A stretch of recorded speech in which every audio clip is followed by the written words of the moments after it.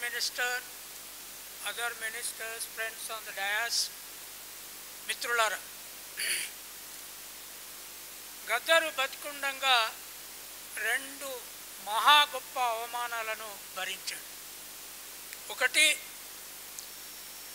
పోయిన ముఖ్యమంత్రి ఇంటి ముందు ఒక 2 నిమిషాలు కలిసి మాట్లాడిపోతానని 3 గంటలు ఆ బ్యారికేడ్ల దగ్గర కూర్చున్నాడు. కానీ ఆయనను కలవలేదు, రానివ్వలేదు. మొట్టమొదటి 5 సంవత్సరాల్లోనే ఆకలికి వెళ్లాడుతున్న తెలంగాణ రాష్ట్రంలో ఒక పెద్ద భవనం కట్టుకొని ఆ భవనంలోకి రానివ్వలేదు ఆయన. ఈ ప్రభుత్వం వచ్చిన రోజే ముఖ్యమంత్రి గారు, ఉప ముఖ్యమంత్రి గారు, మీ ముందే చెప్తున్నాను, మీరు ప్రమాణ స్వీకారం చేసిన రోజు నేను మొదటిసారి జీవితంలో గ్యాలరీలో కూర్చొని చూశాను. అప్పుడు మానవ హక్కులకు బంధాలు వేసిన ఆ బ్యారికేడ్లను, గద్దర్ను అవమానపరిచిన బ్యారికేడ్లను, మిమ్మల్ని కూడా అవమానపరిచిన బ్యారికేడ్లను తొలగించి పడేశారు. That is the first success and I'm very happy.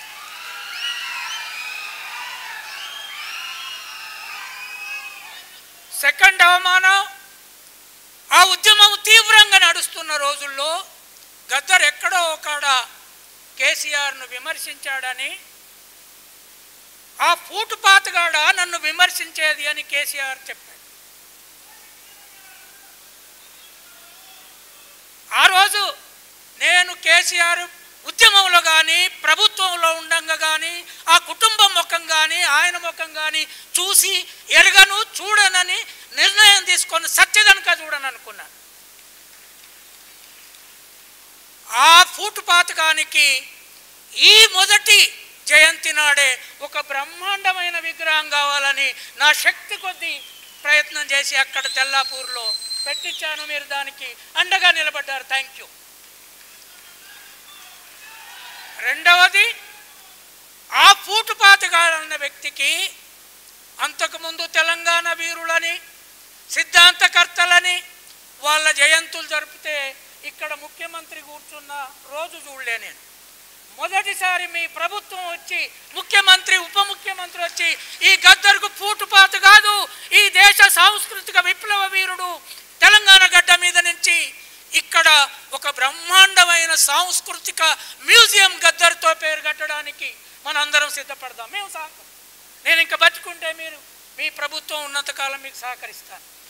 డప్పు, డోలక్, చెప్పు, డ్యాన్సు, ఇది తెలంగాణ సాంస్కృతిక పోరాట గడ్డ. దానికి గద్దర్ సింబల్. మీరు దానికి సిద్ధపడండి. నేను కనుక మీరంతా యువకులు, ముఖ్యంగా ముఖ్యమంత్రి గారు, I'm very happy. At the age of 24, you became Chief Minister.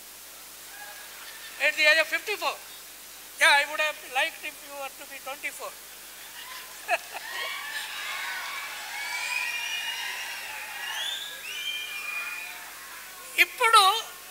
ఇప్పుడు ఫ్యూడలిజం కూలిపోయినంత హ్యాపీగా ఉన్నాను.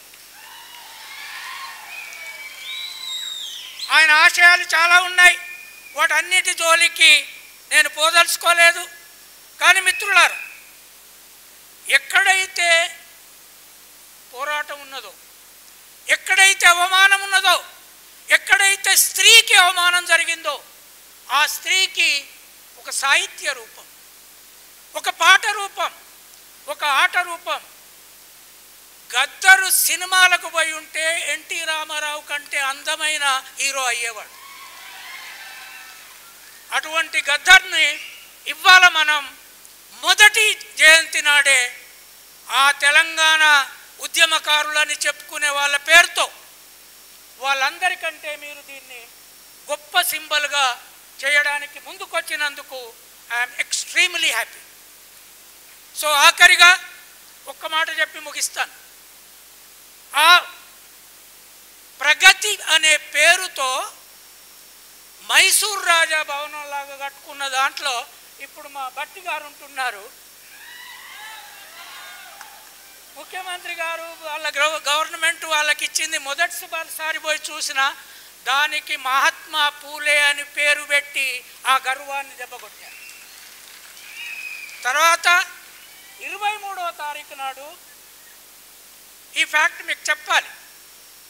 సడన్గా నాకు ఒక ఫోన్ వచ్చింది. నేను నార్మల్గా తెలియని ఫోన్ ఎత్తాను. నేను కవితను మాట్లాడుతున్నా అన్నది. మీ ఎవరు ఈ కవిత? ఏ కవిత అన్నాను. సార్ నేను కేసీఆర్ కూతుర్ని కవితను మాట్లాడుతున్నా అన్నా. అంటే రాంగ్ నెంబర్కి చేసినవమ్మా అన్నది. అంటే లేదు సార్, నేను మహాత్మా పూలే విగ్రహం అసెంబ్లీలో పెట్టడానికి స్పీకర్కి అప్లికేషన్ ఇచ్చిన 26వ తారీఖు నాడు మీటింగ్ పెడుతున్నాం, మీరు అక్కడికి రావాలి అన్నది. అంటే అమ్మా మహాత్మా పూలే నాకు చాలా దగ్గరవాడు, కానీ నువ్వు మాత్రం కాదు కదా అన్ననే. అంటే 10 ఏళ్ళు ప్రభుత్వంలో ఉండి మహాత్మా పూలే విగ్రహం అసెంబ్లీలో పెట్టలేదు.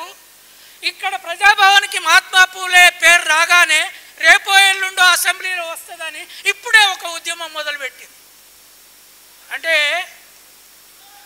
కంచాయిలయ్య మెదడికే గాలం వేయాలని వాళ్ళ కుటుంబం ఆలోచిస్తున్నదంటే ప్రభుత్వం కొద్దిగా జాగ్రత్తగా ఉండండి, అందరికీ గాలం వేసే బాపత. మీ ఎమ్మెల్యేలకు ఎవరికేసో తెలియదు. ఎందుకంటే కంచాయిలయ్య వాళ్ళ మీకు తెలుసు, రేవంత్ రెడ్డి గారు కూడా ఆర్టికల్ చదివినరు. ఎన్నడూ నేను వాళ్ళని ఒప్పుకోలేదు. వాళ్ళకే గాలం వేసి నాకు ఫోన్ చేసి అడుగుడంటే సార్ సార్ అని. ఎప్పుడైనా నేను సారు. కనుక ఈ గద్దరు కళాక్షేత్రాన్ని తెలంగాణలో నిర్మించి భారతదేశానికి ప్రపంచానికి ఓ మహా సాంస్కృతిక యోధుల్లాగా ఒక మైకేల్ జాక్సన్ లాగా మనము ఈ ప్రపంచానికి గద్దర్ను నిలబెడదాము. ఈ ప్రభుత్వం మనం అండగా ఉంటుందని ఆశిస్తూ థ్యాంక్ యూ.